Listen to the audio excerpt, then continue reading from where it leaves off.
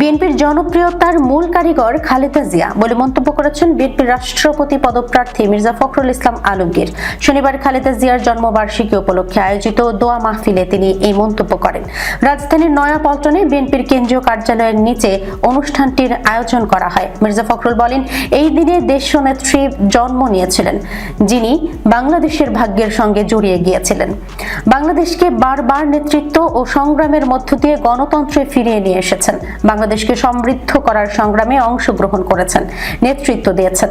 BNP যে একটি সত্যিকারের রাজনৈতিক দলে পরিণত হয়েছে তার মূল কারিগর খালেদা জিয়া।